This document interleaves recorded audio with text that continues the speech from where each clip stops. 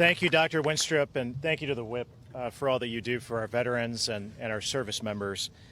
I wore the uniform proudly in 2014 and 15 when I deployed to Afghanistan, and I served on the front lines of the effort there to train, advise, and equip the Afghan Army and the Afghan police.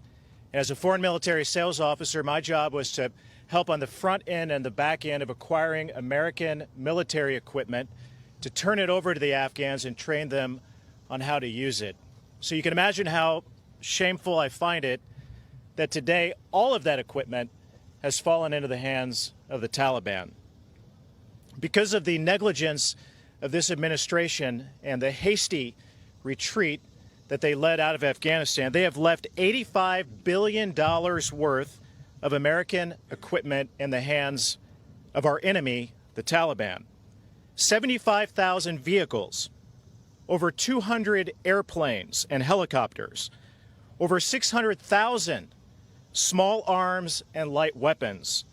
The Taliban now has more Black Hawk helicopters than 85% of the countries in the world. But it's not just weapons.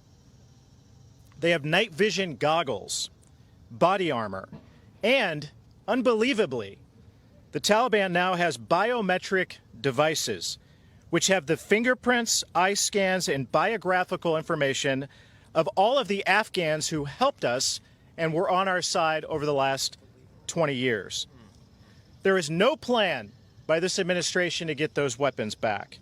There is no plan to account for any of this equipment or these weapons. I can tell you that members of the Armed Services Committee on the Republican side will be fighting for amendments to the National Defense Authorization Act next week when we mark up that important bill to do what the Biden administration has failed to do. Let me be very clear. If any American is harmed, injured, or killed and not safely evacuated out of Afghanistan, or if any of these weapons or this military equipment is used to harm, injure, or kill an American now or at any time in the future, the blood is on Joe Biden's hands. I'll turn it over now to a fellow Afghanistan veteran and the newest member of Congress, Representative LZ.